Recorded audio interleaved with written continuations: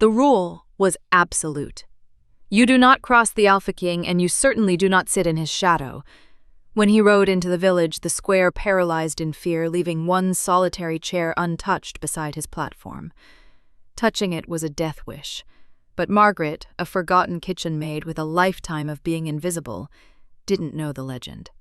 Exhausted, she did the unthinkable. She sat down. The crowd stopped breathing. The towering Alpha King approached, and for the first time in his bloody reign, he hesitated. The autumn wind carried the smell of apples and wood smoke across Thornwood, and the whole village had gathered in the square. Margaret stood at the edge of the crowd, her basket still half full of the herbs she had been sent to gather. She was late. The kitchen mistress would be cross, but Margaret had learned long ago that being cross was simply the kitchen mistress's way of caring. She tried to slip through the crowd unnoticed, keeping her head down and her shoulders small, but the square was packed tighter than a jar of pickled onions, and every step she took seemed to push her deeper into the press of elbows and shoulders. The harvest bell had rung twice already. The Alpha King would be arriving any moment now, and the whole village was expected to stand in orderly rows to greet him. Margaret finally broke free of the crowd near the front, only to find herself staring at something she had never seen before.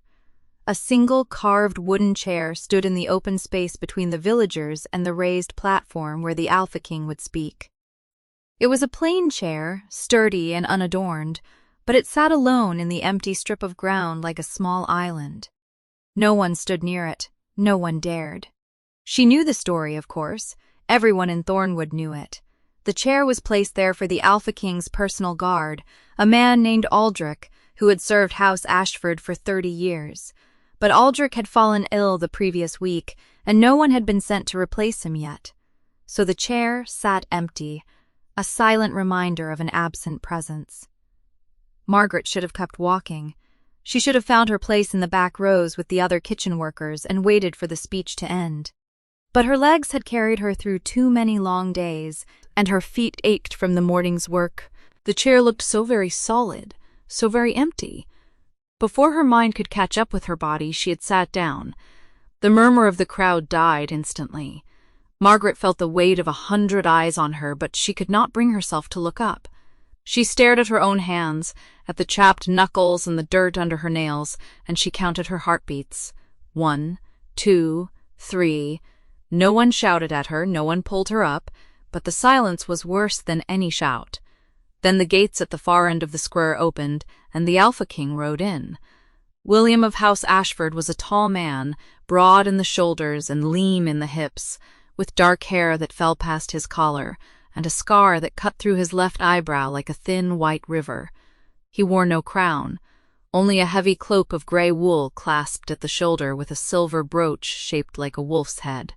His horse was a massive black stallion, and it stepped through the crowd with the same quiet authority as its rider. Margaret had seen him before, of course.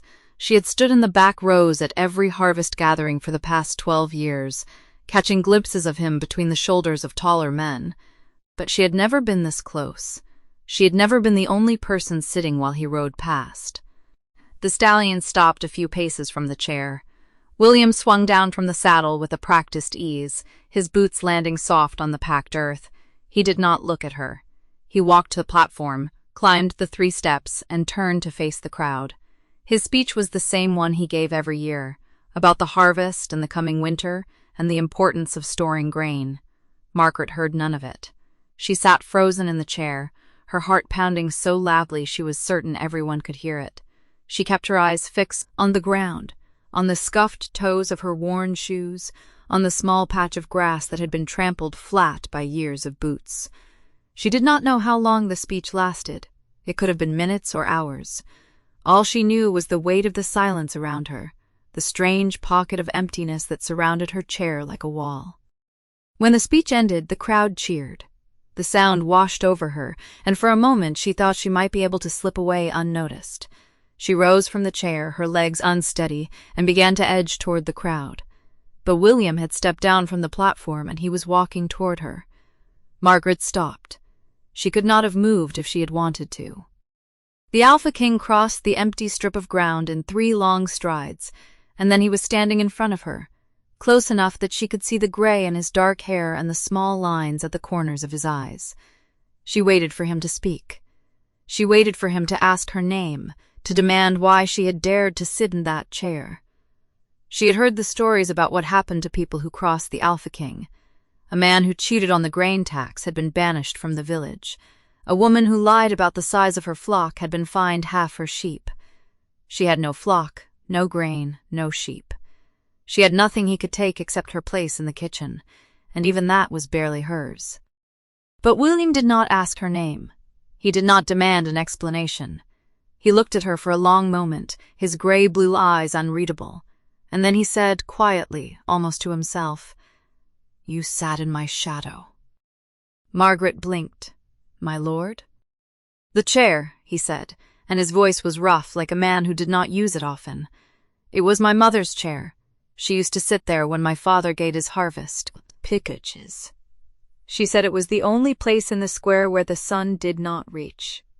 Margaret had no words. She had never heard anyone speak of the Alpha King's mother. The old woman had died many years ago, before Margaret had come to Thornwood, and no one in the village ever mentioned her. William looked at the chair, then back at Margaret. "You sat in my shadow," he repeated, and there was something in his voice that she could not name. Not anger, not coldness, something else, something softer and more tired. Then he turned and walked away, and the crowd closed around him like water closing over a stone. Margaret stood alone in the empty strip of ground, her hands shaking, her heart still pounding. She did not understand what had just happened. She did not understand why the Alpha King had spoken to her about his mother, or why his voice had sounded so weary. But she understood one thing. She had sat in his shadow, and he had noticed her. And now, she could not seem to forget the sound of his voice, or the way it had softened when he spoke of his mother's chair. She picked up her basket and walked back toward the kitchen, the autumn wind cold against her cheeks, and she did not look back. The kitchen was warm in a way the square had not been. Steam rose from the great iron pots, and the smell of onions and barley and wood smoke racked around Margaret like a blanket pulled up to her chin. She set her basket down on the long trestle table and let out a breath she had been holding since she left the square. Her hands were still cold. She rubbed them together and watched the steam curl past her fingers, but she could not seem to warm them. Every time she closed her eyes, she saw the Alpha King's face, the way his voice had gone soft when he said his mother's chair. She had never heard him speak like that. No one had. "You look like a woman who has seen a ghost," said Hilda, the head cook. Without turning from the pot she was stirring, Hilda was a broad woman with gray hair pulled tight under a linen cap, and she had worked in the castle kitchen since before Margaret was born. She missed very little. Margaret opened her mouth, then closed it. There was no way to say what had happened that would not sound like a confession, so she said nothing and took up a knife and a pile of carrots instead. Hilda let the silence sit for a moment. Then she said, "I heard about the chair." Margaret's knife slipped, and she nicked her thumb. She sucked at the small cut and did not look up.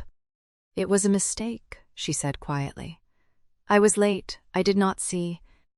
"I know you did not see," Hilda said. "If you had seen, you would not have sat. You are not foolish." She paused, and her voice changed, growing lower and more careful. "But I will tell you something, girl, and you will keep it to yourself. The king has not been himself these past weeks. He sits at that long table with his lords, and he says barely a word. He eats nothing. My kitchen sends up his meals, and they come back nearly untouched. I do not think he has slept properly since the leaves began to turn." Margaret stopped cutting. The carrot lay half-peeled in her hand, and she looked at it without seeing it. She thought of the weariness in his voice, the way he had said his mother's chair like the words hurt him. "Why?" she asked. Hilda shrugged, a heavy shrug that lifted her whole shoulder. "No one knows," or "no one who knows is saying." But a man who does not eat and does not sleep is a man carrying something heavy, and it has been heavy for a long time now. She glanced at Margaret, and her eyes wore to "Fie are trant, but not unkind. You would do well to stay away from him, girl. Whatever he said to you today, whatever softness you think you heard, he is still the Alpha King, and a king's burden is not for a kitchen maid to carry." Margaret said nothing. She finished the carrot and reached for another. The evening meal came and went, the kitchen filled with the noise of serving girls and scullery boys, the clatter of wooden bowls and the hiss of fat over the fire. Margaret worked the way she always worked, quietly and thoroughly, her hands moving while her mind wandered somewhere else. She scrubbed pots, she carried water, she swept the floor by the back door where the cold air crept in under the sill. It was there, as she swept, that one of the serving girls came hurrying toward her with a piece of folded parchment in her hand. "Margaret," the girl said, a little out of breath, "a guard gave me this for you, said it was from the king's own hand." Margaret's broom stopped. She looked at the parchment, then at the girl's face, then at the parchment again. The girl was young, no more than 16, and her eyes were wide with excitement and fear. Margaret took the parchment. Her fingers trembled as she unfolded it. The writing was small and neat, the hand of a man who did not waste words. It said, "Bring the chair's shadow to me at dusk." She read it 3 times. The chair's shadow. She did not know what it meant, except that it meant her. He had called her that, not an hour ago. "You sat in my shadow." And now he wanted her to come to him at dusk, and she did not know if she was being summoned to be punished, or to be thanked, or to something else entirely that she could not name. "Margaret," the girl said, "are you well? You have gone pale." Margaret folded the parchment carefully and fixedly and tucked it into the pocket of her apron. "I am well," she said. "Thank you. You can go." The girl hesitated, then hurried away. Margaret stood alone by the back door, the cold air curling around her ankles, and she pressed her hand against the pocket where the parchment lay. She thought of Hilda's words, "Stay away from him." She thought of the softness in his voice when he spoke of his mother, and she thought of the empty chair, standing alone on the platform, waiting for someone who would never sit in it again. She did not know why he wanted her. She did not know what he meant by the chair's shadow, but she knew she would go. Before she left the kitchen, she stopped by the corner where Aldrich's cloak hung. The old guard had been coughing all day, a wet, rattling sound that had made her wince every time she heard it. She had meant to ask him about it, but the morning had been chaos and the afternoon had been worse. She touched the worn wool of his cloak, then slipped a small bundle of dried mint and honey from the shelf into her pocket next to the parchment. It was not much, but it was something. He could not be here to take it himself, so she would leave it at the guardhouse on her way. The corridor was quiet as she walked. The torches had been lit, and their light flickered orange against the stone walls. Her footsteps echoed, one after another, and she counted them the way she had counted them as a girl, when she had been afraid of the dark and had made a game of it to keep her courage up. Past the scullery, past the pantry, past the door where the castle steward kept his ledgers, filled with the names of every soul who ate at the king's table. She came to the guardhouse at the end of the corridor. Aldrich was not there, but another guard she knew by sight nodded to her, and she left the bundle of mint and honey on the bench where Aldrich usually sat. The guard raised an eyebrow but said nothing. Then she turned toward the great hall where the king's private study was. Her heart was beating fast now, faster than it had beaten all day, faster even than when she had sat in the empty chair and felt the whole square go silent. She did not understand what she was walking toward. She only knew that the Alpha King had called her, and she was going. The study door was heavy oak, banded with iron. 2 torches burned on either side of it, and the light pooled on the stone floor like water. Margaret stopped a few paces away, her hands clasped in front of her, her apron still damp from the washing up. She could hear nothing from inside, no footsteps, no voice, no sound at all. She raised her hand to knock, and then she hesitated, and the word came back to her, the word he had used, the word that had followed her through the whole long afternoon. Shadow. She knocked. The door opened so quietly that Margaret almost did not hear it over the beating of her own heart. A servant she did not recognize stood there, a thin man with tired eyes, and he held the door wider without a word. She stepped past him into the warm glow of the study, and the door closed behind her with a soft, final click. The room was smaller than she had expected. She had imagined the Alpha King's study as something vast and cold, full of maps and weapons and the hard edges of power. Instead, she found a snug chamber lined with bookshelves from floor to ceiling, a low fire burning in the hearth, and a large oak desk cluttered with letters, quills, and a half-empty cup of wine that had long gone stale. The air smelled of old paper, beeswax candles, and the faint, clean scent of rain that clung to the stone walls.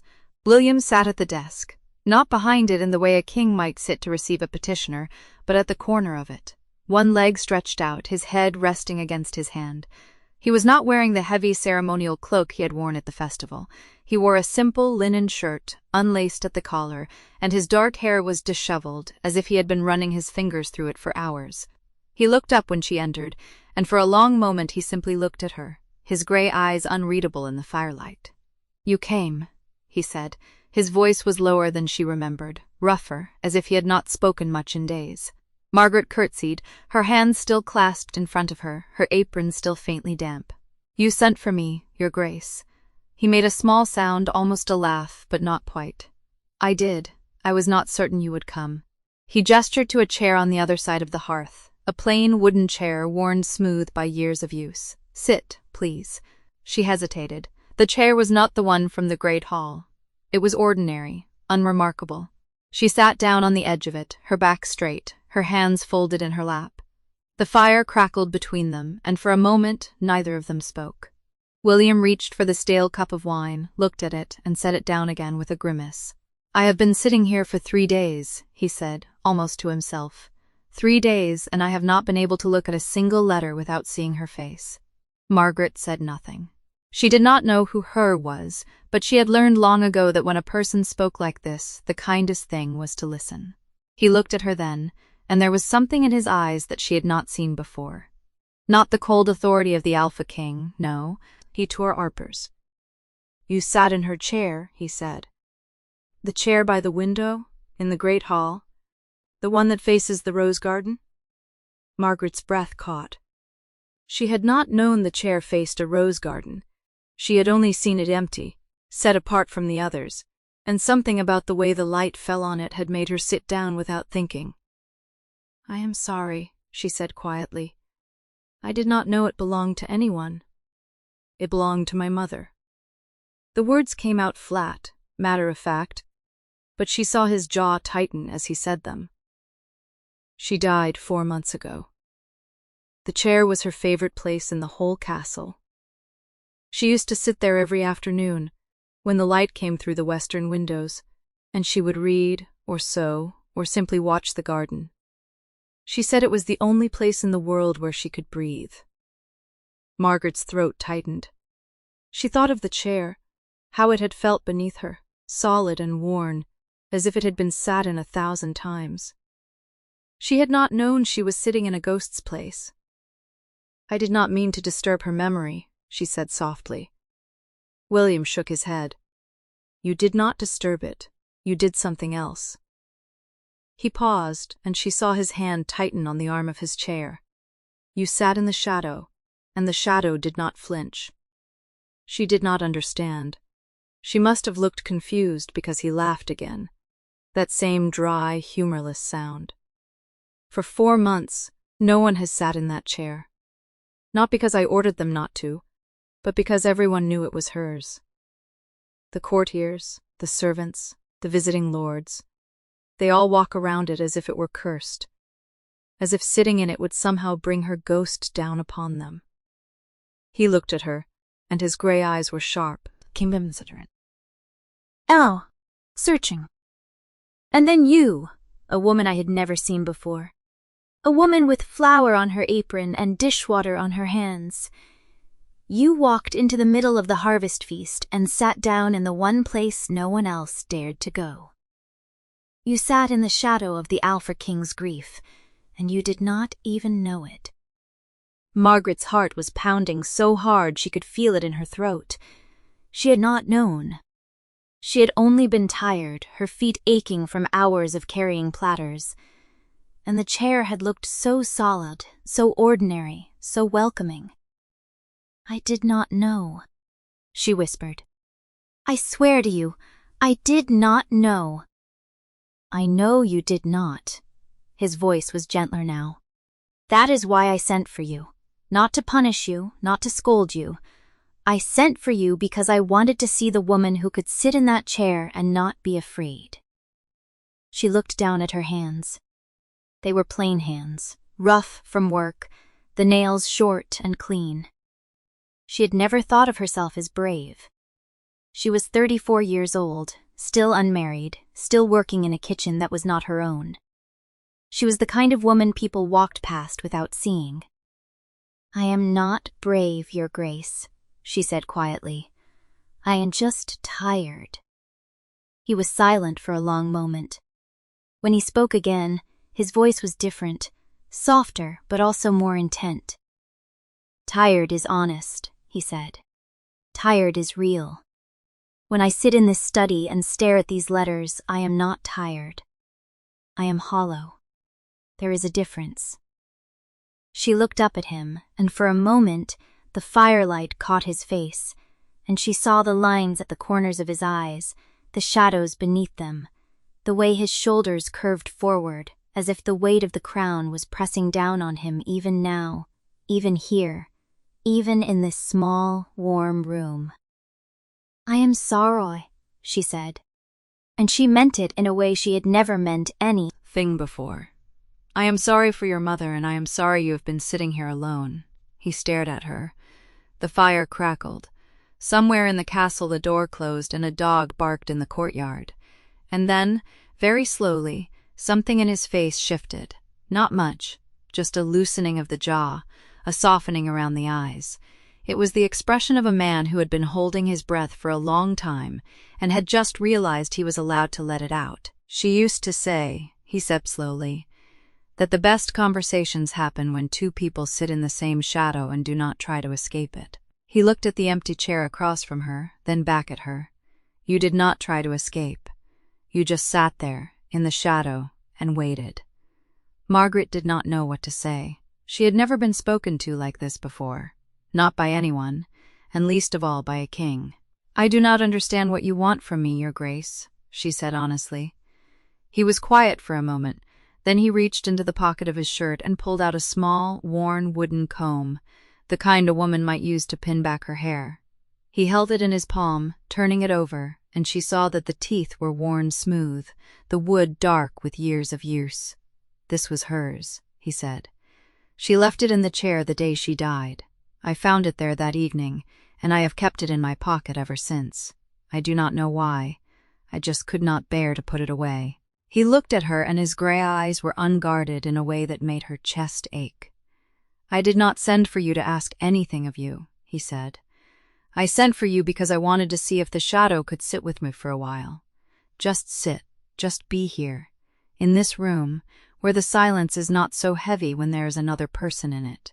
The fire popped, sending a spark up the chimney. Margaret looked at the comb in his hand, at the worn wood and the smooth teeth, and she felt something shift inside her, something she had not felt in a very long time. She did not know what it was yet, but she knew, with a quiet certainty that surprised her, that she was not going to leave this room tonight without understanding it better. She sat back in her chair, just a little, and she let her shoulders relax for the first time since she had knocked on the heavy oak door. "I can stay," she said quietly, "for as long as you need me to." The fire had burned down to a bed of glowing coals by the time Margaret realized how long they had been sitting there. The silence between them had changed, though. It was no longer the stiff, watchful quiet of two strangers. It had become something softer, like a blanket that had been draped over the room. William leaned forward and set the comb on the low table between them. His fingers lingered on it for a moment before he pulled his hand back. "You asked me earlier why I keep it," he said, not looking at her. "Or rather, you did not ask, but I could see the question in your face. You have a very honest face, Margaret. I do not think you could tell a lie if your life depended on it." Margaret felt her cheeks warm. "I have told lies," she said, "small ones, the kind that keep people from worrying." "Ah," he nodded slowly. "Those are the worst kind, because they are told out of kindness, and so they are the hardest to forgive oneself for." She looked at him, surprised by the precision of the words. He was not looking at her. He was looking at the comb, his eyes soft and distant.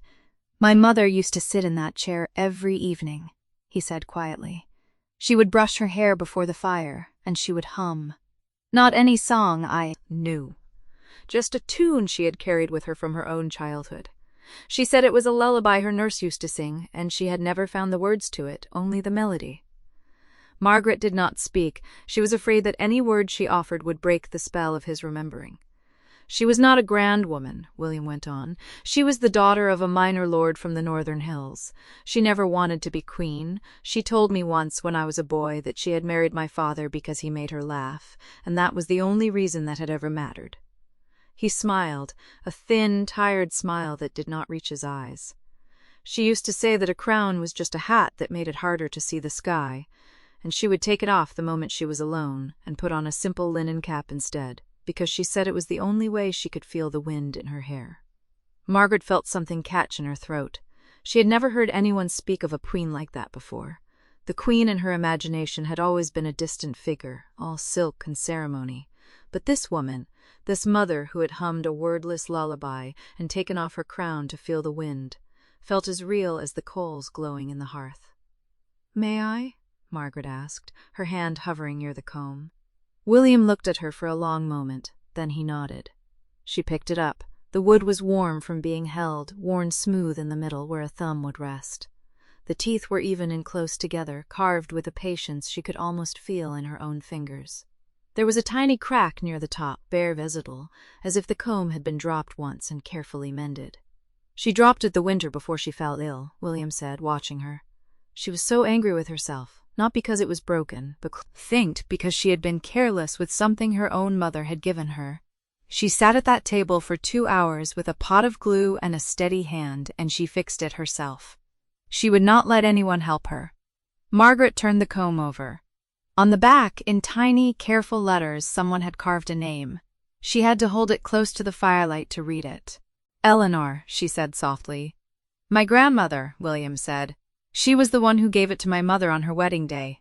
It has been in our family for 3 generations now." Margaret set the comb back down gently as if it were made of glass. "It is a beautiful thing," she said. "Not just the comb, the way you speak of her, the way you keep her with you." William was quiet for a moment. When he spoke again, his voice was rougher than before. "She was the only person who ever looked at me and saw me. Not the crown, not the title, not what I could do for her, just me. And now she is gone, and I do not know who sees me anymore." The words hung in the air between them. Margaret wanted to say something. She wanted to tell him that she saw him, that she had seen him the moment he had opened the door in his rumpled shirt with his hair uncombed and his grief written plainly on his face. But the words felt too large, too heavy to carry. Instead, she said, "My mother died when I was 7. I do not remember her face anymore. I remember her hands, though. She had a mole on her left palm, just here, Margaret breaks her own palm. And she used to sing while she kneaded bread. Not a lullaby, just a song about the harvest. I do not remember the words, but I remember the rhythm of it." William looked at her with an expression she could not read. "You are an orphan," he said. It was not a question. "Yes," Margaret said. "I watched and was taken in by the village baker and his wife. They were kind to me. They taught me to knead bread and to keep a fire going and to mend my own clothes. When they died, I came to the castle. I have been here for 9 years now." "9 years," William repeated, "and in all that time I do not recall ever seeing you before the other day." Margaret smiled, a small, wry smile. "You would not, Your Grace. I work in the kitchens. I am not the kind of person a king notices." He looked at her for a long moment. "Perhaps that is the problem," he said quietly, "that I have been looking at the wrong things." She did not know what to say to that. The fire crackled, and a log settled with a soft hiss of steam. It was the first time in years that anyone had spoken to her like that, like she mattered, like the fact that she existed in the world was something worth noticing. She opened her mouth to say something, anything, but at that moment a knock came at the door. 3 sharp raps, the kind that meant business. William's face changed. The softness drained out of it, replaced by something harder, more guarded. "Enter," he said. The door opened to reveal a young page, barely out of boyhood, his face flushed with the effort of running. His eyes went wide when he saw Margaret sitting by the fire, but he recovered quickly and bowed to William. "Your Grace, forgive the intrusion. The morning council has been assembled. They await your presence in the great hall." William's jaw tightened. He looked at the window, where the first pale light of dawn was beginning to seep through the shutters. They had sat together through the entire night without either of them noticing. "I will be there shortly," he said.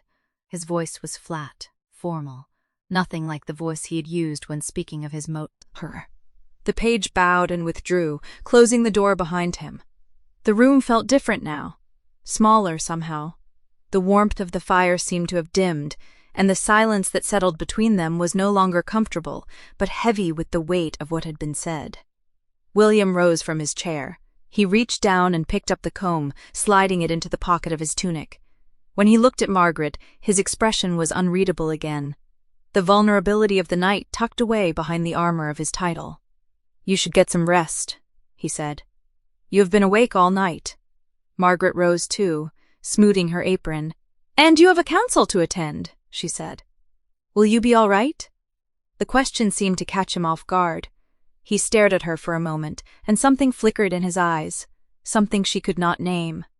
"I do not know," he said honestly, "but I will try." She nodded. It was not a grand answer, but it was a true one, and she found she preferred it to any empty reassurance. She moved toward the door, then paused with her hand on the latch. She looked back at him, standing alone by the dying fire, and she felt a fierce, surprising tenderness rise in her chest. "If you need me," she said quietly, "I am in the kitchens. I am always in the kitchens." He did not answer. But as she closed the door behind her, she could have sworn she saw the corner of his mouth twitch, just slightly, into something that might have been a smile. The corridor was cold, the torches had burned low, and the morning light was still too weak to reach into the corners. Margaret walked slowly, her legs heavy with exhaustion, her mind full of the night's conversation. She had spoken more to him in one night than she had spoken to anyone in years. She had told him about her hands and the baker's wife and the song without words, and he had listened. He had truly listened. She was halfway down the stairs when she heard footsteps behind her. She turned to see Hilda, the head cook, hurrying toward her, her face creased with worry. "Margaret," Hilda said, catching her breath. "There you are. I have been looking everywhere for you." "What is it?" Margaret asked, her heart quickening. "It is Aldrich," Hilda said. "The old steward. He has taken a turn for the worse. He is asking for you." Eldrich's room was small and warm, tucked at the far end of the servants' corridor where the stone walls held the heat of the day. The old steward lay propped against a mound of pillows, his face the color of candle wax, his breath coming in shallow, rattling draws. But when Margaret stepped through the door, his eyes opened and something like relief softened the lines around his mouth. "There you are, child," he said, his voice thin as old parchment. "I was afraid I would not see you again." Margaret crossed the room and took the chair beside his bed without being asked. She had learned long ago that Aldrich did not want ceremony. He wanted company. "You should have sent for me sooner," she said gently. "I would have come." "You have your own duties," he said, waving a bony hand. "And His Majesty keeps odd hours. I hear you were in the library until dawn." Margaret felt the heat rise to her cheeks. "I was helping him find a book." Aldrich laughed, a dry, wrestling sound that turned into a cough. "Child, I have served this castle for 40 years. I know when a king asks for a book and when he asks for something else entirely." She did not answer. She could not. The memory of William's voice in the dark saying, "I do not know that anyone truly sees me," was still too close to the surface. Aldrich watched her for a long moment, then sighed. "You are good for him," he said quietly. "I have seen it these past weeks. He sits straighter when you enter a room. He listens when you speak. Do you know how rare that is?" "He is the king," Margaret said. "He listens to everyone."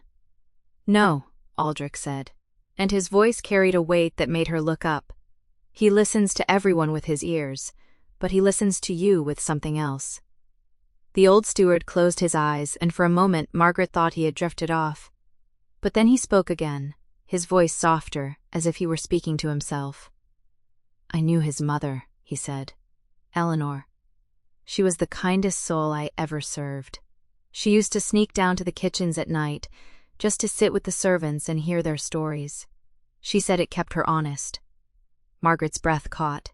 What happened to her? Aldrich's eyes opened and they were wet.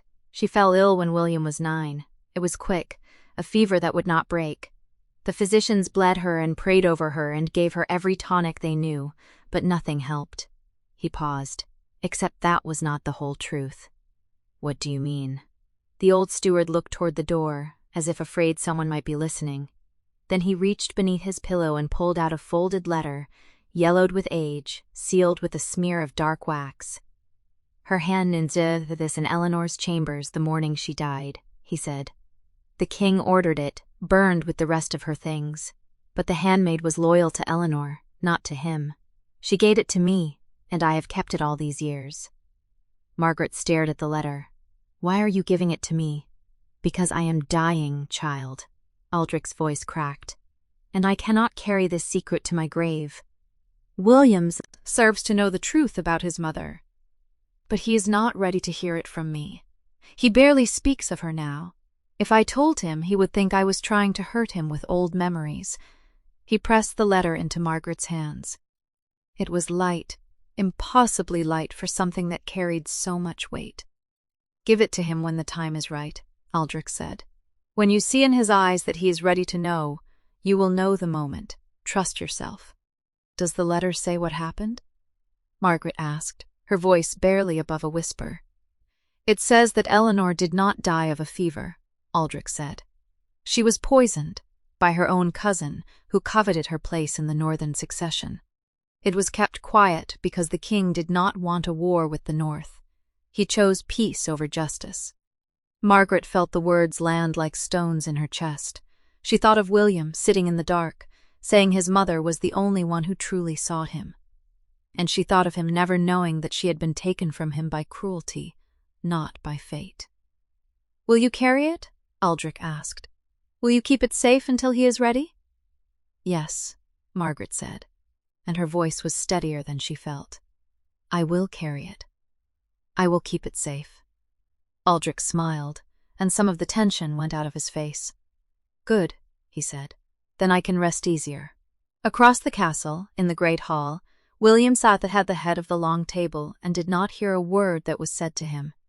He had slept for barely 2 hours after Margaret left. His body was heavy with exhaustion, but his mind would not stop turning over the night's conversation. He could still hear her voice, soft and unhurried, telling him about her mother's hands and the baker's wife and the song without words. She had given him pieces of herself, freely, without asking for anything in return, and he had given her pieces of himself that he had never spoken aloud to anyone, not even Aldrich. He had told her about Eleanor. He had told her about the wooden comb. He had told her that he did not know if anyone truly saw him. And she had looked at him with those steady gray eyes and said, I think she did. I think she still would. The words had lodged somewhere beneath his ribs, and he could not dislodge them. Your Majesty, William blinked. The Lord Chancellor was standing at the far end of the table holding a scroll. The envoy from the Northern Lords has renewed his proposal. They suggest a marriage alliance with the daughter of the Duke of Valmont. It would secure the northern border for a generation. William stared at the scroll. A marriage alliance. A political match with the woman he had never met, chosen for the lands she would bring and the treaties she would seal. It was the sort of arrangement his father had made, and his grandfather before him. It was the way of kings. And yet the thought of it made something in his chest tighten, almost painfully. I will consider it, he said, and the words tasted like ash in his mouth. The Lord Chancellor bowed. The envoy awaits your answer by the end of the month, Your Majesty. William nodded, and the meeting continued, but he heard none of it. His hand moved absently to the inner pocket of his coat, where the wooden comb sat wrapped in linen. He had not let it leave his person since the night of the storm. He thought of Margaret. He thought of her in the kitchens, her hands dusted with flour, her hair escaping its pins. He thought of her sitting across from him in the dark, her voice quiet and sure as she asked, Will you be all right? He did not know what to call the feeling that is ice in him then. It was not the cold calculation of statecraft. It was not the careful distance he kept from everyone who served him. It was something warmer, something that frightened him more than any battle he had ever fought. He was the Alpha King. He had buried his mother and outlived his father. He had held this castle through sieges and famines in the slow, grinding work of ruling, but he did not know how to hold the feeling that Margaret's steady gaze had woken in him, and he did not know if he was brave enough to try. 3 days passed in the gray, patient way that castle days do. Margaret kept to her duties as if nothing had changed. She kneaded bread in the kitchens. She mended the torn hem of a tablecloth. She answered when spoken to, and she did not let her eyes linger on the great hall where the Alpha King held his councils. But the letter lay against her chest, folded small and wrapped in linen. She felt it with every breath, a quiet weight that reminded her of what she now carried. She had not opened it, not yet.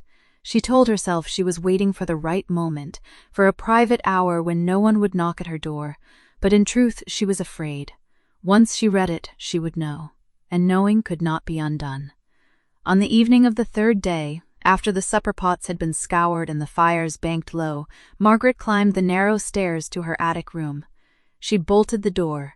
She sat on the edge of her straw mattress with the candle burning beside her, and she drew the letter out of its linen wrapping. The seal had already been broken. Aldrich had read it long ago. The parchment was yellowed at the edges, worn soft from years of being folded and unfolded. The handwriting was elegant and slightly slanted, the ink faded to a pale brown. Margaret, read it once, quickly, to take in the shape of it. She read it again, slowly, until every word settled into her. It was a letter from Eleanor, the late queen, written to Margaret's own mother. They had been friends in their youth, before Margaret's mother married a minor noble and moved to the far eastern holding. Eleanor had written in the final months of her life, her words careful and measured, as if she knew the letter might fall into the wrong hands. "I am being poisoned," Eleanor had written, "not by a stranger, by someone I have known all my life. My cousin, who covets what my son will one day inherit. The king knows. He has chosen to protect the realm from scandal rather than protect me. I do not blame him. I see the weight he carries. But I am tired, and I am afraid for William." Margaret's hands trembled as she held the page. She read on. "Your daughter," Eleanor had written. "I have heard of her. They say she is quiet and kind, that she does not seek favor or power. If you ever come to the capital, bring her to me. I should like to meet her." The letter ended with a blessing, a simple hope that the two families might meet in happier times. Margaret lowered the letter to her lap. Her mother had never spoken of this. Her mother had died when Margaret was 16, and in all those years, not one word about a friendship with the queen, only a small painted miniature, kept in a wooden box of a woman with dark hair and kind eyes. Her mother had never said who it was. Margaret pressed the letter to her chest and sat very still. She understood now why Aldrich had chosen her to hold this secret. It was not only because she was unnoticed. It was because her mother had been connected to this story long before she ever set foot in this castle. She was not a stranger who had set into the middle of a tragedy. She was part of it. She had always been part of it. A knock came at her door. 3 quick taps. Margaret shoved the letter back into its linen and tucked it beneath her mattress before she rose to answer. It was Hilda, the head cook. Her face creased with concern. "You've been quiet as a ghost these 3 days," the old woman said, pushing past Margaret into the small room. "And you've been eating like a spow. What's weighing on you, girl?" Margaret hesitated. She could not tell Hilda the truth, but she could borrow a sliver of it. "I heard something," she said carefully, "about the king, about a possible betrothal." Hilda's eyes sharpened. "Ah, so you've heard about the Valemond girl?" Margaret nodded, her throat tight. Hilda let out a long breath and lowered herself onto the edge of the bed. "It's all the talk below stairs," she said. "The northern lords are pushing for an answer before the first snow. They say the alliance would secure the border for a generation, and the Valemond girl is pretty enough, by all accounts. Young, well-bred, from a good family." "I see," Margaret said quietly. Hilda studied her for a long moment. Then she reached out and took Margaret's hand in her own rough, flour-dusted one. "I've watched you, girl," she said. "I've seen the way your face softens when his name comes up in the kitchens. I've seen you set aside the best cuts of meat for his supper without being asked. You think nobody notices, but I do." Margaret's cheeks burned. "Hilda, Hush!" The old woman squeezed her hand. "I'm not scolding you. I'm telling you the truth that nobody else will. He is the Alpha King. He will marry where the realm needs him to marry. And you, my dear, will break your heart if you let it wander where it cannot. Think, Ruth. Margaret pulled her hand away gently. She did not trust herself to speak. Hilda sighed and pushed herself to her feet. I won't pry into whatever else you're carrying, she said, but I'll say this much. The heart is a stubborn thing, but it can be taught to want what is possible. Keep yourself busy, keep yourself useful, and don't go looking for pain that hasn't found you yet. She left without another word, her footsteps creaking down the stairs. Margaret sat in the silence of her room, the letter burning beneath her mattress. She had not told Hilda the truth, but she knew that the old cook had seen through her anyway. The next morning, Margaret took her basket to the castle well to fetch water for the kitchens. The courtyard was busy with the ordinary business of the day, but she noticed at once that the great hall doors stood open, and several horses were being saddled in the yard. William stood on the steps, tall and composed, speaking with a man in northern furs. The envoy had returned. Margaret slowed her steps, telling herself she was only being careful not to spill her water. Then she saw it. The envoy held out a small framed portrait, painted on ivory, of a young woman with golden hair and a gentle smile. William took it in his hands. He looked at it for a long moment, his face unreadable. Margaret felt something cold settle in her chest. He handed the portrait back to the envoy and said something she could not hear. The envoy bowed. William turned and walked back into the castle without once glancing toward the well. Margaret stood frozen, her hands gripping the wet rope of the bucket. The water sloshed over her apron, but she did not feel it. She had known, of course. She had known from the moment Hilda spoke of the Valemont girl. But knowing with the head is a different thing from knowing with your heart, and her heart had just learned what it was to lose something it had never been allowed to have. She picked up her bucket and carried it back to the kitchen with steady hands. No one would see her tremble, no one would hear her breath catch in her throat. She was the quiet spinster, the one who sat in the empty chair. She had always been good at being invisible. She was just beginning to understand how much that invisibility cost. The 5th night after the envoy's visit, Margaret found herself in the small pantry off the kitchen, sorting through a crate of linens that had been forgotten in the back corner. The castle had grown quiet. The servants had retired to their quarters, and even the kitchen fire had been banked to a low glow.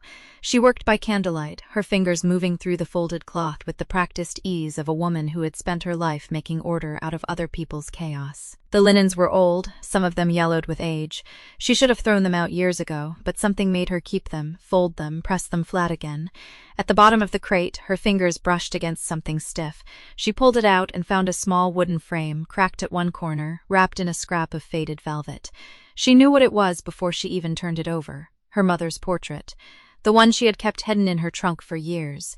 The one of the unknown woman who was not her mother, but who had once been her mother's dearest friend. She had not looked at it in months. She had been afraid to, ever since she read the letter. Ever since she learned that the woman in this portrait had a name, a voice, a tragic end. Margaret turned the frame over and studied the face and the candle. Light. Eleanor had been younger than she had imagined. The artist had captured a softness around the mouth, a brightness in the eyes that seemed at odds with the fate that had befallen her. She looked kind. She looked like someone who would write a letter to a friend's daughter she had never met. Margaret traced the edge of the frame with her thumb. Her mother had never spoken of Eleanor, not once. But she had kept this portrait, wrapped in velvet, hidden at the bottom of her trunk. She had carried it across the kingdom when she married the miller and moved to the eastern border. She had kept it until the day she died. There was a loose nail on the back of the frame. Margaret pressed it back into place and felt something shift beneath her fingers. A paper, thin as onion skin, had been tucked between the frame and the backing. She worked it free with trembling hands. It was a note, written in her mother's hand. The ink had faded to a pale brown, but the words were still legible. I will never speak of what you confided in me. I will carry your secret to my grave as I promised, but I will not forget that you were my friend before you were a queen, and I will pray every day that the truth finds its way into the light, even if I am not there to see it. Margaret read it twice, 3 times. The words blurred before her eyes. Her mother had known. All those years, she had known what happened to Eleanor.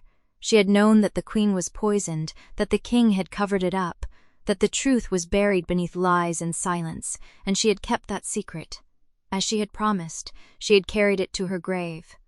But she had kept the portrait, she had kept the letter, she had kept the truth, folded and hidden, waiting for someone to find it. Margaret pressed the note to her team, and sat on the cold stone floor of the pantry, her breath coming in short, shallow gasps. She had thought she was alone in this. She had thought she was the only one who carried the weight of Eleanor's story, but her mother had carried it before her. Her mother had loved Eleanor, had grieved for her, had kept her memory alive in secret for decades. She was not alone. She had never been alone. The candle flickered and nearly went out. Margaret wiped her eyes with the back of her hand and tucked a note back beneath the frame, then wrapped the portrait in its velvet and set it aside. She would put it back in her trunk. She would keep it safe. She would carry the truth, as her mother had, until it found its way into the light. The kitchen door creaked open. Margaret froze, her hands still resting on the velvet. She had not heard footsteps in the corridor. She had been too lost in her own thoughts. She stood slowly, brushing the dust from her apron, and stepped out of the pantry. The kitchen was dark, except for the faint glow of the banked fire. And there, silhouetted against the embers, stood William. He was not wearing his formal robes or the heavy fur cloak he wore when he rode out with his men. He wore a simple tunic, dark and unadorned, and his hair was loose about his shoulders. He looked tired. He looked like a man who had not slept well in days. Margaret's heart stumbled in her chest. She had not seen him since the day of the envoy. She had told herself she was glad of it. She had told herself that distance was what she needed, what she wanted. But the moment she saw him standing there, all her careful resolve crumbled like ash.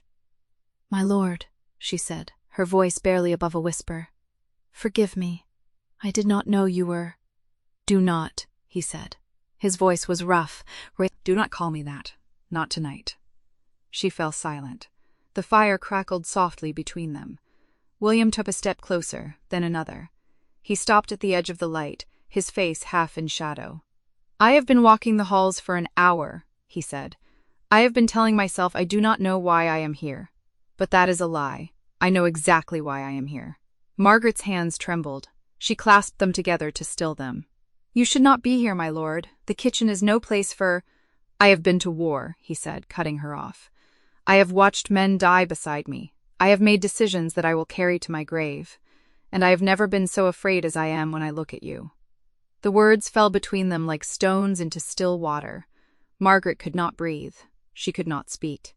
William took another step.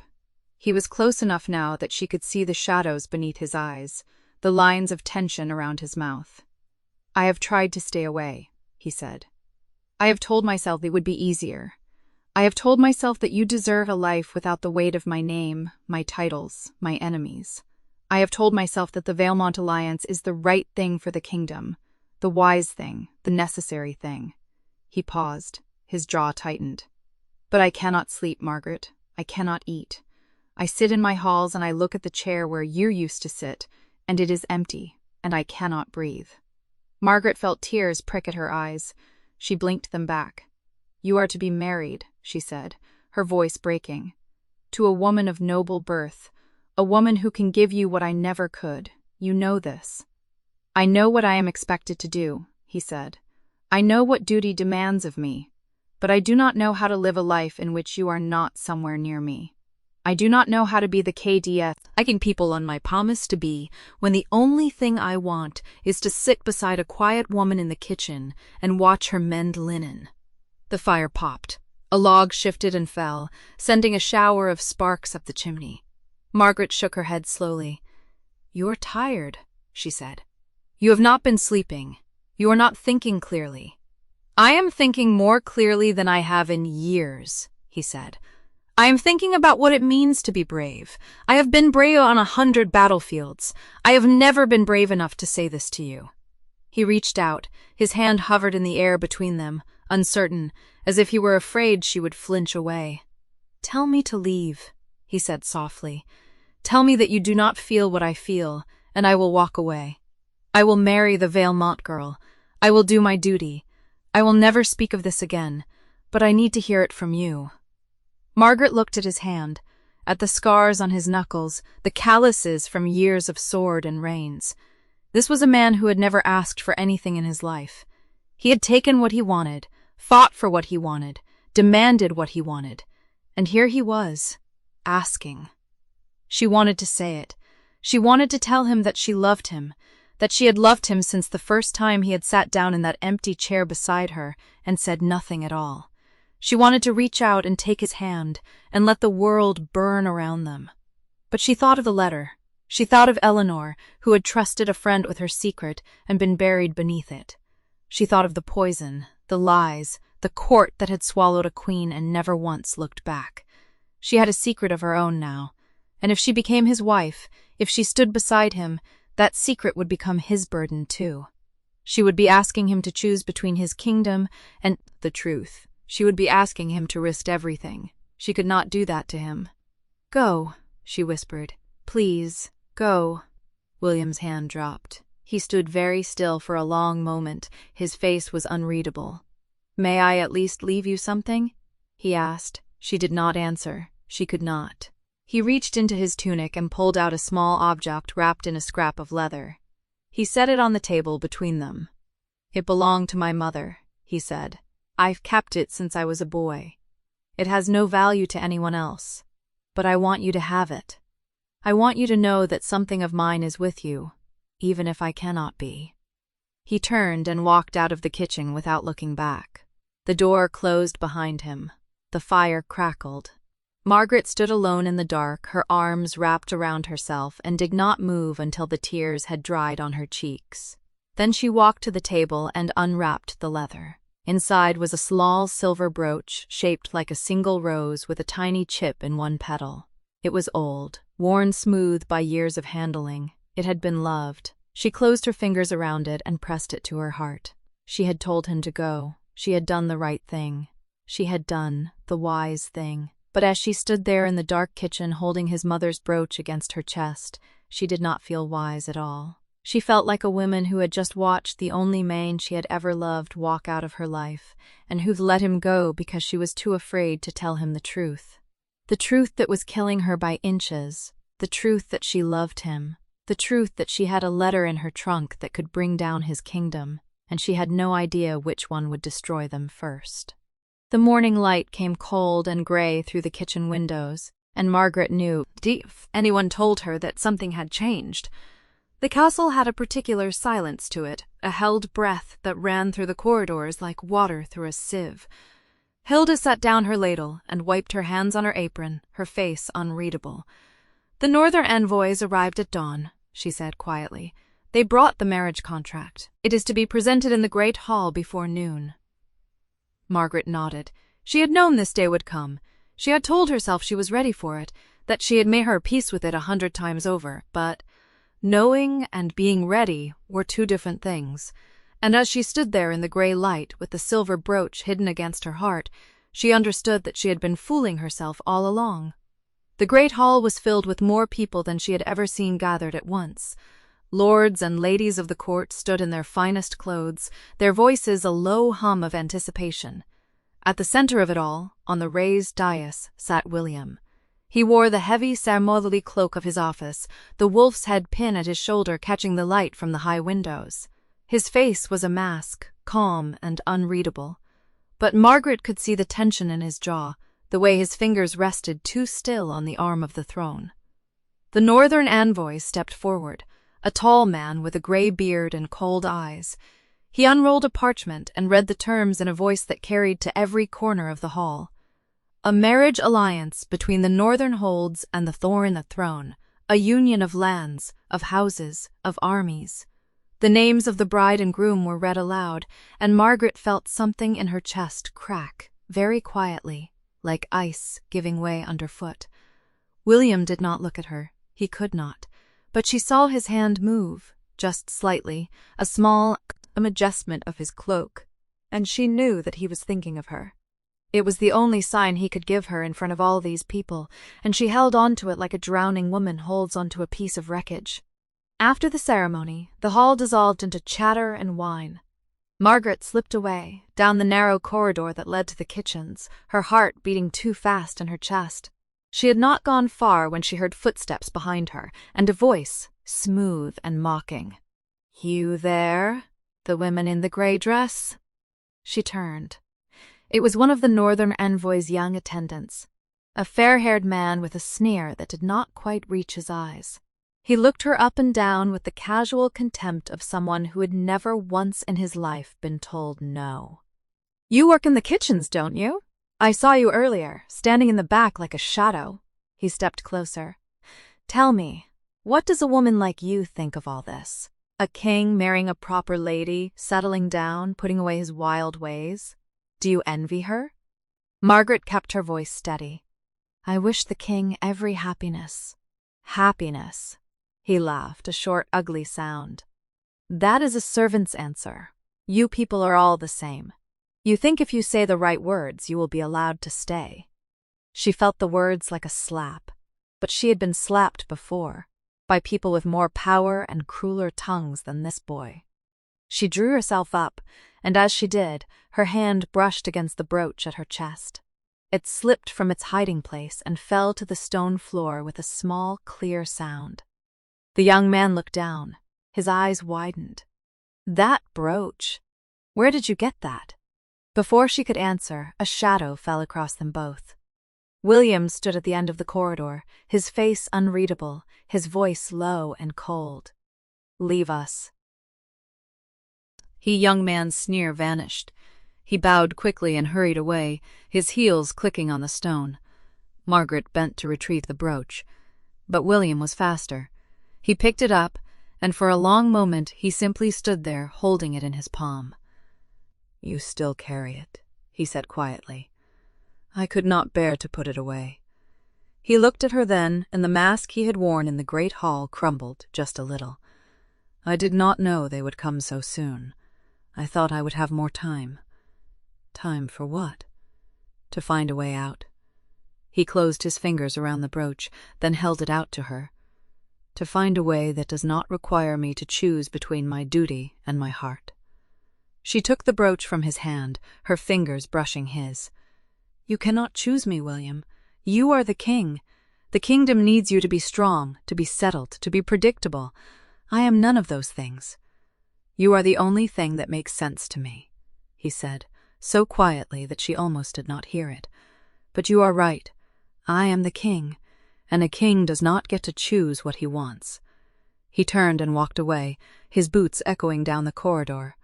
Margaret stood there for a long time, holding the brooch against her chest, feeling the cold stone through her dress. That night, she found Aldrich in the kitchen, sitting by the fire with a cup of mulled wine. He looked up when she entered, and something in his old eyes told her he had been waiting for her. You heard about the contract, she said. I heard. He patted the bench beside him. Sit, child. You look like you have been carrying the weight of the world on your shoulders, and I suspect you have been carrying it alone for far too long. She sat. The fire crackled between them, and for a while neither of them spoke. Then, quietly, she asked the quest, Finecon that had been burning in her chest since she had read her mother's letter. Aldrich, what do you know about my mother and the old queen? He was silent for a long moment, then he set down his cup and looked at her with a strange, sad tenderness. Your mother and Queen Eleanor were friends as girls. They grew up together in the Eastern Holds, before Eleanor came here to marry the old king. Your mother was the only one Eleanor trusted completely. He paused. When Eleanor died, your mother took it hard. She never spoke of it, not to anyone. But she carried the grief with her like a stone in her chest. And then, less than a year later, she married your father and moved to the eastern edge of the kingdom, and she never came back. Margaret felt her heart stop. She left because of Eleanor's death? I think she left because she could not bear to stay in a place where Eleanor had walked, and where no one would speak her name. Aldrich looked into the fire. There are secrets in this castle, child, that are older and heavier than any crown. Some of them are buried so deep that they will never be dug up. But some of them, I think, are waiting for the right person to find them. He did not say more, and Margaret did not ask. She sat with him by the fire until the flames burned low, and then she went to her room, where the letter lay hidden in her trunk, and she read it again by the light of a single candle.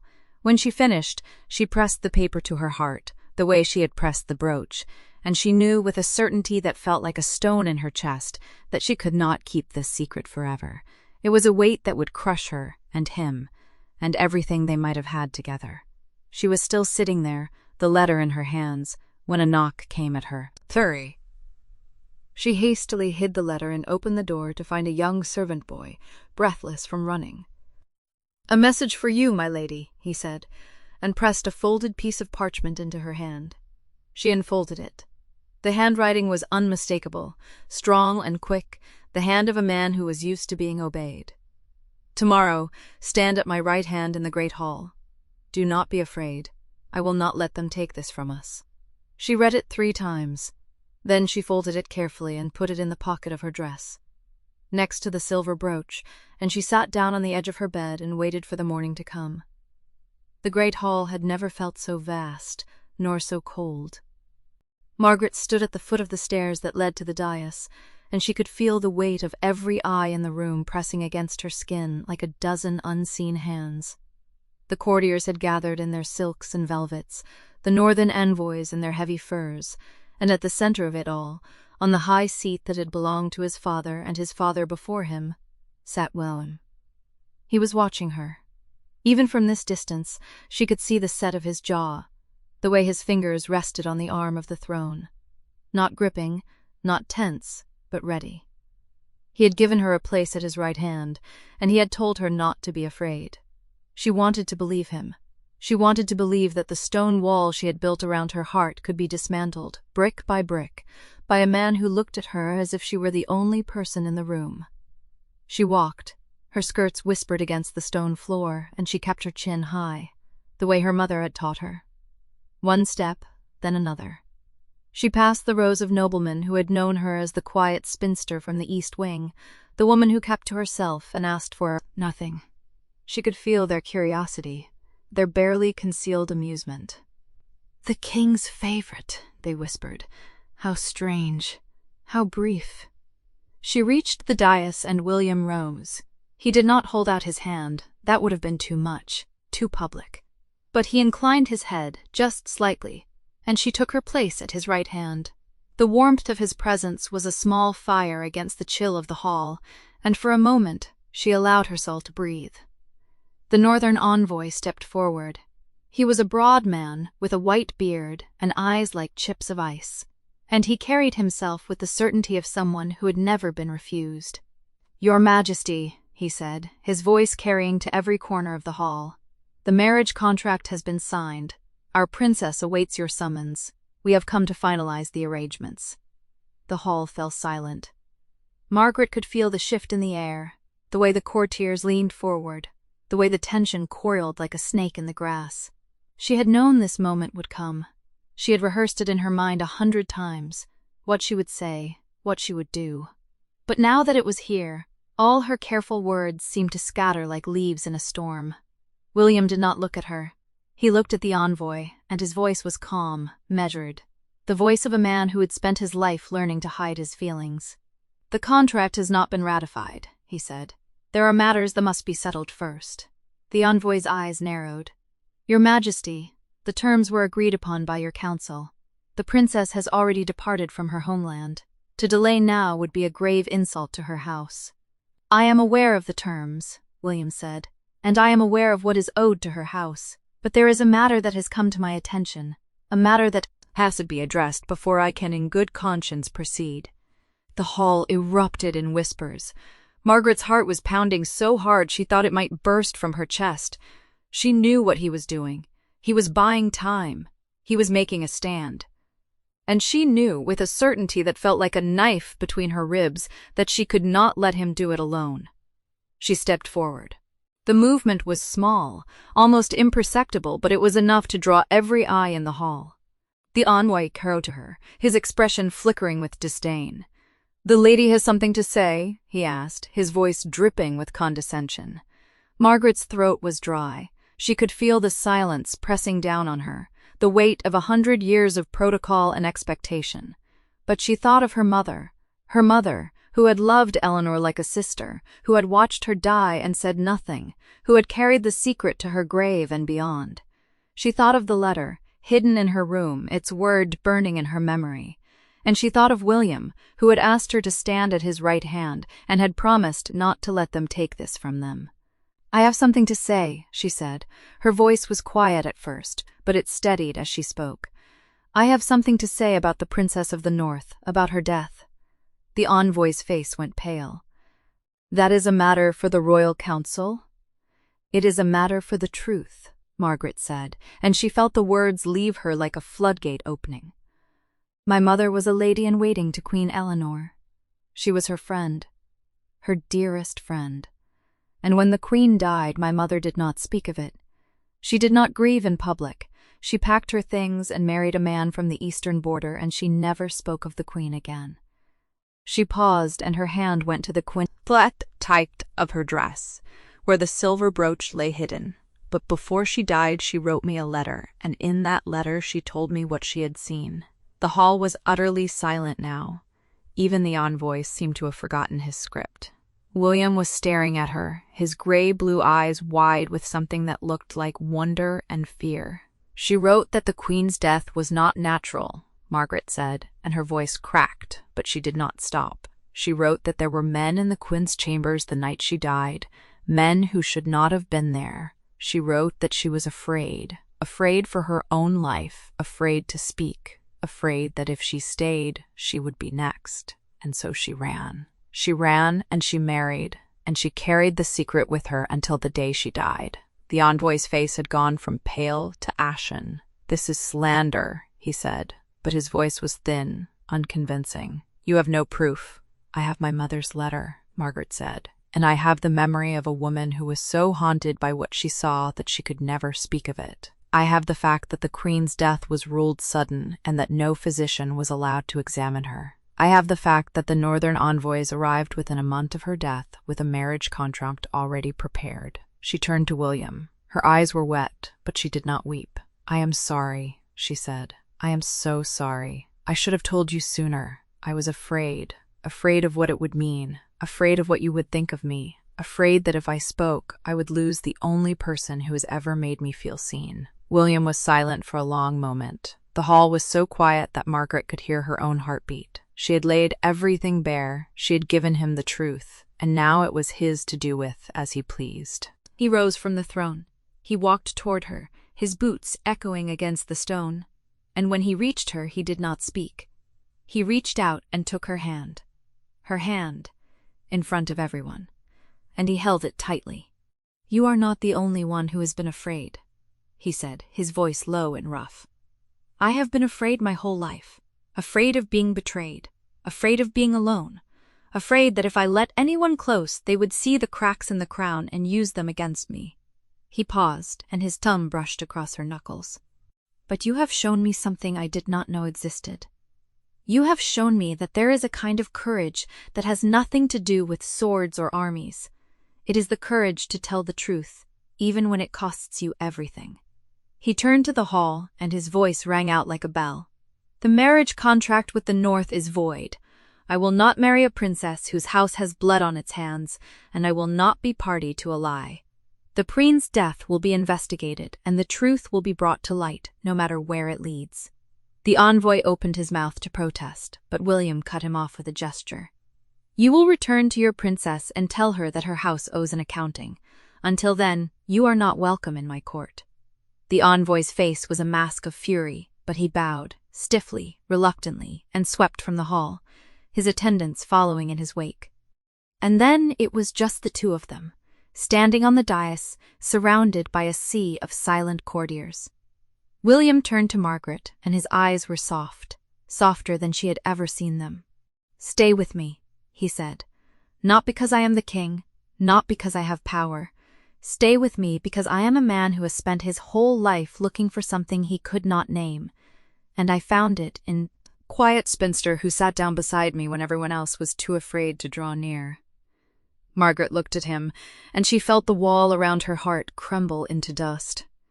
She had spent so long protecting herself, so long hiding the truth, so long believing that she was not enough. But here he was, holding her hand, asking her to stay. "Yes," she said, and it was the most honest word she had ever spoken. The 7th day after the ceremony dawned grey and quiet, the kind of day that made the whole world hold its breath. Margaret stood at the window of her small chamber in the castle's east wing, watching the mist curl around the courtyard walls. She had not moved into the king's quarters. Not yet. Some part of her still needed this narrow room, this narrow bed, this narrow life that had held her for so long. There was a knock at the door, soft and patient. She knew it before he spoke. "Margaret?" William's voice came through the wood, low and warm. "May I come in?" She crossed the room and opened the door. He stood there in a simple wool tunic, no crown, no cloak, no retinue, just a man with tired eyes and a gentle smile, holding a small bundle wrapped in linen. "I brought you something," he said. "But first, there is something I need to ask." She stepped back to let him enter, and he closed the door behind him with the careful quiet of a man who did not want to disturb the peace of the room. He set the bundle on the small table by the window and turned to face her.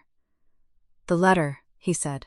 "You told them about it in the hall, but you never showed it to me." Margaret's hand went to the pocket of her dress, where the folded parchment had lived for the past 7 days.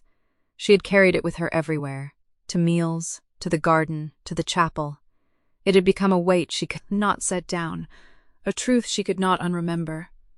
"It is not an easy thing to read," she said quietly. "It will change how you see your mother's last days." "I know." He did not reach for it. He only looked at her with that steady, patient gaze. "But I have spent my whole life not knowing. I think I am ready to know now." She drew the letter from her pocket. It was creased and soft from being handled, the wax seal long since broken. She held it out to him, and her hand trembled, just a little, just enough. He took it from her with both hands, as if it were something sacred. And then he did something she had not expected. He sat down on the edge of her narrow bed, in the quiet light of the grey morning, and he read. Margaret stood by the window and watched the mist. She heard the soft rustle of the parchment as he turned it over. She heard the long, slow breath he let out when he reached the end.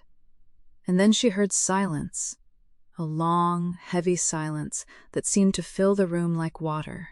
When she finally turned to look at him, his head was bowed over the letter, his shoulders very still. She crossed the room and sat down beside him on the bed, close enough that their shoulders almost touched. "William," she said softly. He did not look up. "She knew," he said, his voice rough. "My mother knew. She knew that something was wrong, that someone had been in her chambers that night. And she wrote it down, and she gave it to your mother, because she did not trust anyone else." "She trusted my mother," Margaret said, "and my mother kept her promise. She kept the letter safe for 20 years. William lifted his head, and his eyes were bright with something that was not quite tears. "It was the northern envoy," he said, "the one who came with the marriage proposal for my sister. He was in her chambers that night. She wrote it down, the color of his cloak, the way he moved, the words he said when he thought no one was listening. He was looking for something. A seal, a document, something my father had given her." Margaret reached out and took his hand. It was a bold thing to do, and she did it without thinking. His fingers closed around hers, warm and solid. "The investigation will find him," she said. "Now that the letter is in your hands, the truth cannot be hidden." William shook his head slowly. "It is not just the truth," he said. "It is that she was alone.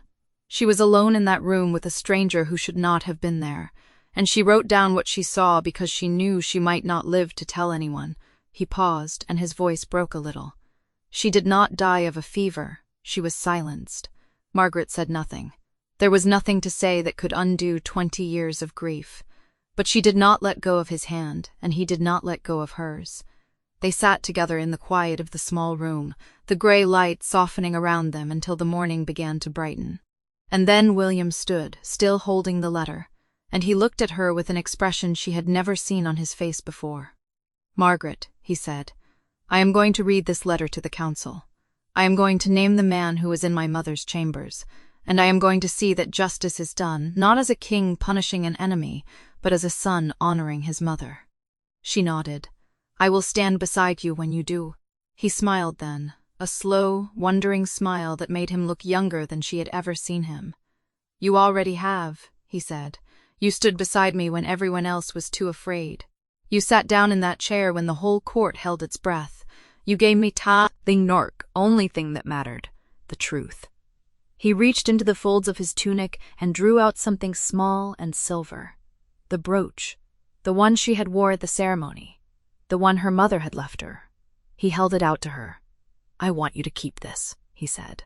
"Not because it is a gift from a king, because it is a promise from a man." He paused and his voice grew very quiet. "I am going to be busy in the days ahead. There will be councils and investigations and difficult conversations. But every evening, when the work is done, I want to come and sit with you. Here, or in the garden, or wherever you will have me. And I want to know that you are waiting." Margaret looked at the brooch, then at him. The words felt too big for her mouth, too bright for her quiet life. But she had spent a lifetime being silent, and she was done with silence. "I will be waiting," she said. "Not because you are the king, because you are the man who saw me when no one else did. And I am not going anywhere." He put the brooch in her hand and closed her fingers around it. And then he did something that surprised her. He lifted her hand to his lips and pressed a kiss to her knuckles, gentle as a prayer. "Then we have a future," he said, "and it begins today." The days that followed were not easy. The council was divided. The northern envoy's name spread through the court like fire, and there were whispers of retaliation from the north. But Margaret did not retreat. She sat in the gallery during the hearings, her hands folded in her lap, the silver brooch pinned to her dress. She watched William stand before the council and read his mother's words aloud, his voice steady and clear. She watched the truth take root in the room, changing the shape of everything it touched. And every evening, as the light filled and the candles were lit, he came to her small room in the east wing. He sat on the edge of her narrow bed, and they talked about the day, about the progress, about the small, ordinary things that made a life worth living. He told her about his mother's love of honey cakes. She told him about her father's habit of humming off-key while he worked. They laughed in the quiet of the evening, and the laughter felt like healing. On the last day of autumn, when the leaves had all fallen and the first frost glittered on the courtyard's darns, William asked her to walk with him in the garden. The air was cold and clean, and their breath made small clouds in the light of the setting sun. "The investigation is complete," he said. "The envoy has confessed. My mother's name will be cleared, and the truth will be recorded in the histories." Margaret stopped walking and turned to face him. "And you?" she asked. "Are you at peace?" He considered the question for a long moment. "I am learning to be," he said. "It is not the same as being done, but it is a start." He reached for her hand and she gave it to him without hesitation. They stood together in the fading light, two people who had spent so long alone that being together still felt like a miracle. "The chair beside me will always be empty," William said quietly, "unless you are in it." Margaret smiled, a real, full smile that crinkled the corners of her eyes. "Then it will never be empty again," she said, "because I am not going anywhere." And in the quiet of the dying year, in the small garden of a castle that had known too much sorrow, they stood together and faced the future. It was not a future without fear. It was not a future without pain. But it was a future they would walk towards side by side, one quiet step at a time. The empty chair filled at last. The winter came, and with it a new kind of warmth, and Margaret, the quiet spinster who had once sat down beside the feared Alpha King, found that she had finally come home. Sometimes the greatest courage isn't found on a battlefield, but in simply sitting down when the world tells you to run. Margaret and William proved that even the heaviest crowns feel lighter when the burden is shared. Would you have risked everything to speak the truth like she did? Or would you have walked away? Share your thoughts in the comments below. If this tale warmed your heart, subscribe for more stories. Until next time, stay brave.